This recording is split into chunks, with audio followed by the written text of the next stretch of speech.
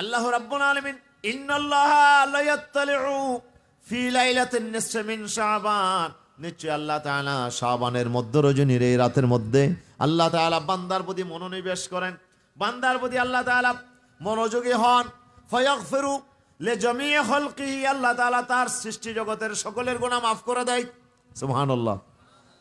ইল্লা লিমুশরিকিন আও মুশাহিনিন, তবে দুইজন মানুষ আল্লাহর মাগফিরাত পায় না। কয়জন মানুষ বলেন তো?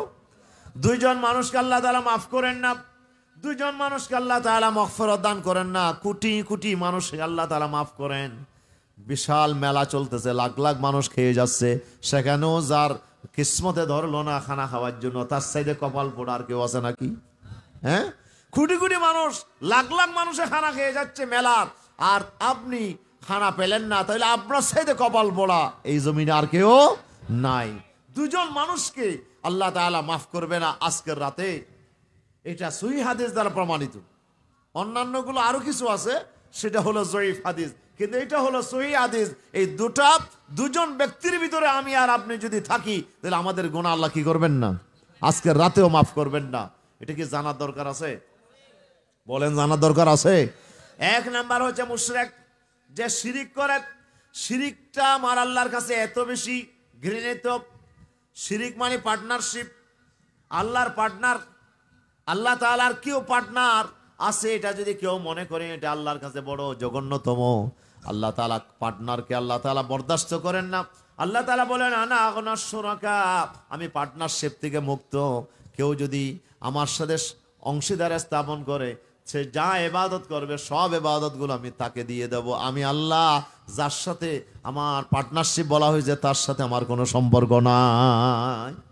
আনা আগনাস শুরাকা, আমি অংশীদারিত্ব থেকে আমি মুক্ত। আমি আল্লাহ রাব্বুল আলামিন এটাকে বরদাস্ত করি না। আমাদের নিজেরাও তো আমরা এটাকে বরদাস্ত করি না। আমরা যারা আপনার সাংসারিক জীবনে আমরা আছি, আমরা তো সবাই বুঝি, সাংসারিক জীবনে স্বামী তার স্ত্রীকে ভালোবাসে, স্ত্রী তার স্বামীকে ভালোবাসে, তো স্ত্রী কখনো বরদাস্ত করবে না আপনি আরেকটা মেয়ের সাথে ফষ্টি নষ্টি করবেন, আরেকটা মেয়ের সাথে আপনি সম্পর্ক করবেন। এটা কি স্ত্রী মেনে নেবে? স্ত্রী এটা কোনোভাবে নেবে না। এটা অন্য মেয়ের সাথে সম্পর্ক করা তো দূরের কথা, অন্য আরেকটা বিয়ে করতে গেলেও সে সহজে এটাকে মেনে নেয় না আমাদের দেশে। কেন মেনে নেয় না? তার ভালোবাসার মধ্যে আরেকজন পার্টনার হোক, এটা সে পছন্দ করে না। আবার আপনি নিজেও আপনার স্ত্রী আবার অন্য কোনো পুরুষের সাথে সে ভালোবাসার আদান প্রদান করুক, এটা আপনিও কি করবেন না? মেনে নেবেন না।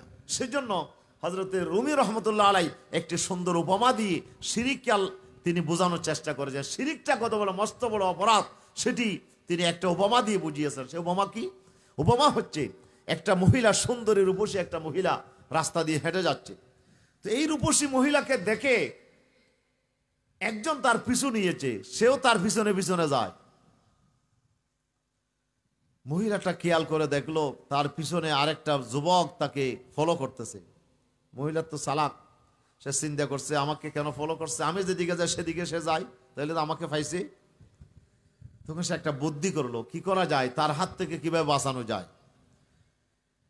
সে বলল, ভাই তুমি আমাকে ফলো করতেছো, আমাকে ভালোবাসো, তাই আমি মনে করি হতে হ্যাঁ আমি তোমাকে ভালোবাসি, হতে আমিও মনে করি যে তুমি আমাকে ভালোবাসো বলে আমাকে তুমি আমার পিছনে পিছনে আসতেছো। তবে আমি তোমাকে একটা কথা বলতে চাই। বলে, কি কথা? বলে, আমি কি সুন্দর, তুমি আমাকে সুন্দর দেখে আমার ভালোবাসা দাবি করছো বা আমাকে ফলো করতেছো, এটা আমি মনে করি। তো আমার একজন বোন আছে যে সে আমার চাইতে বেশি সুন্দর। আমি কি সুন্দর, তার সামনে আমি কিছুই না, একবারে বিশ্ব সুন্দরী বলা যায়। এরকম একটা আমার বোন আমার পিছনে আসতেছে, আমার মনে হয় তুমি আমার পিছনে না হেঁটে আমার বোনের জন্য একটু অপেক্ষা করলে মনে হয় কি হয়, ভালো হয়। তখন লোকটা দ্বিধাদ্বন্দ্বে পড়ে গেল। দ্বিধাদ্বন্দ্বে পড়ে গিয়ে বলে যে ঠিক আছে, তাহলে আপনার বোন যদি আপনার সাইডে সুন্দরী হয় তাহলে অসুবিধা কি, আপনি চান তাহলে আমি তাইলে একটু ওয়েট করি আপনার বোনের জন্য।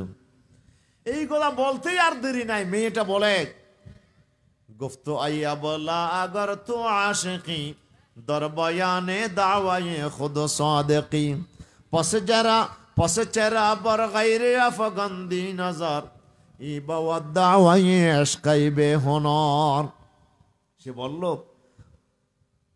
মেয়েটা তখন আর দেরি করে নাই, পায়ের স্যান্ডেল খুলে এক থাপ্পড় মেরে দিয়েছে, তা গাল ধরে এক থাপ্পড় মেরে দিয়েছে।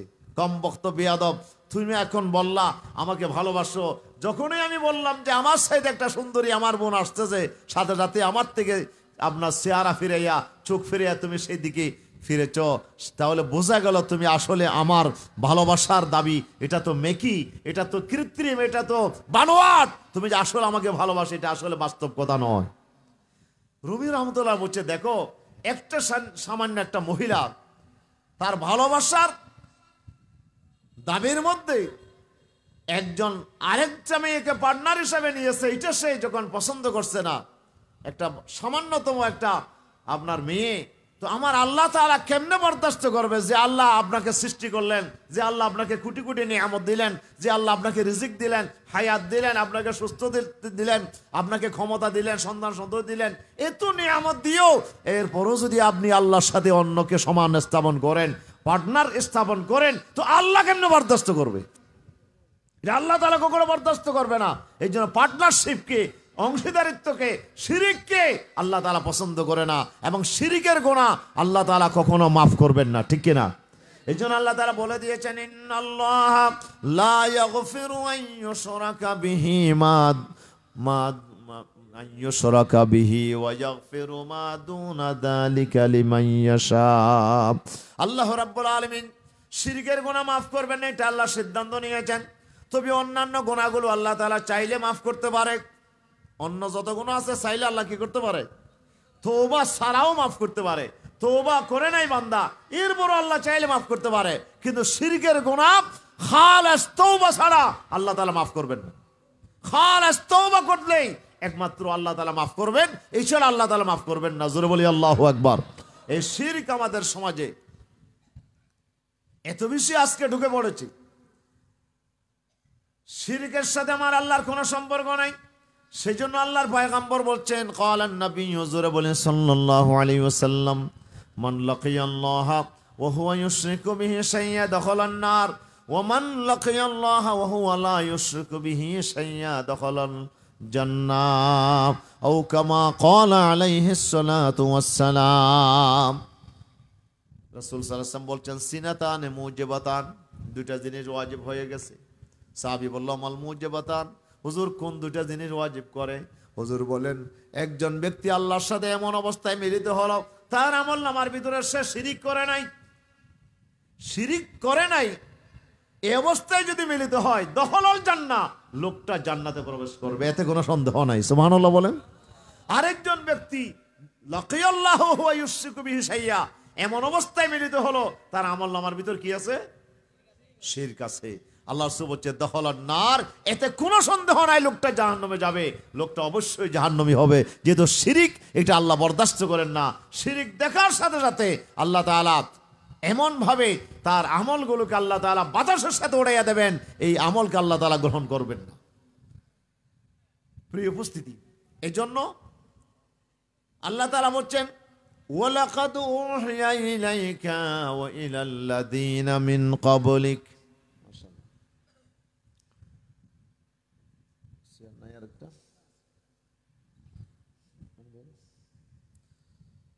আমাদের আজকের মাহফিলের অন্যতম অতিথি, আমাদের এলাকারই জনাব প্রিয় ভাই, বিশিষ্ট সমাজসেবক জনাব প্রিয় ভাই মোহাম্মদ সৈয়দ ভাই আমাদের মাঝে উপস্থিত হয়েছেন। আল্লাহ তাআলা ভাইকে নেক হায়াত দান করুন, আমরা সকলে বলি আমিন। প্রিয় হাজিরিন, আল্লাহ তাআলা বলছেন, ওয়ালাকাদ উহিয়া ইলাইকা, হে নবী আপনার কাছে ওহী প্রেরণ করা হয়েছে, ওয়া ইলাল্লাযিনা মিন ক্বাবলিক, আপনার পূর্বে যত মানুষ, যত পয়গম্বর পৃথিবীতে আসছে, সব পয়গম্বরের কাছে আমি এই মর্মে ওহী নাযিল করেছি, লাইন আশরাকতা লা ইয়াহবাতান্না আমালুকা, হে নবী আপনিও যদি আল্লাহর সাথে শিরিক করেন, আমি আল্লাহ তাআলা আপনাকে বরদাস্ত করব না, আপনার জিন্দেগীর तमाम নেক আমলকে আমি আল্লাহ তাআলা ধ্বংস করে দেব।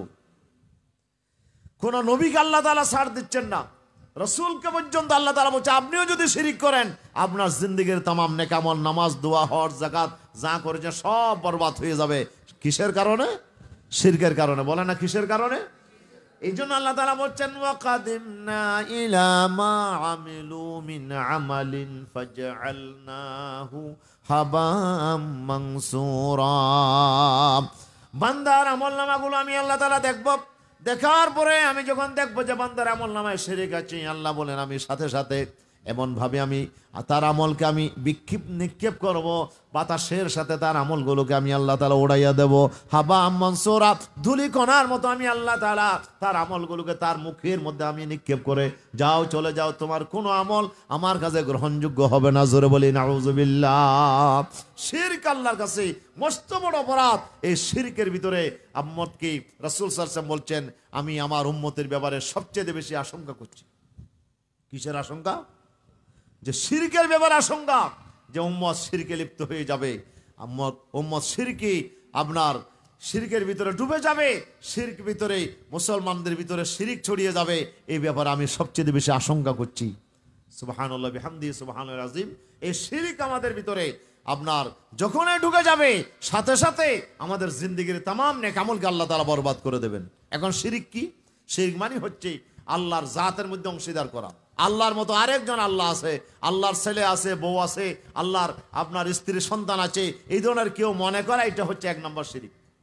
এরপরে সিফাতের মধ্যে শিরক করা। আল্লাহ রাব্বুল আলামিন শুধু আল্লাহ নয়, আল্লাহ হলেন স্রষ্টা, আল্লাহ হলেন রিজিক দাতা, আল্লাহ হলেন হায়াত দাতা, আল্লাহ হলেন মৃত্যু দাতা, আল্লাহ হলেন বান্দার জন্য আপনার সুখ দাতা, অসুখ দাতা, কল্যাণ দাতা, অকল্যাণ দাতা, বিপদ দানা, বিপদ দূরকারী। আল্লাহ তাআলার যতগুলো গুণাবলী আল্লাহ তাআলা রেখে দিয়েছেন, 99টা আল্লাহ তাআলার সিফাতি নাম আছে।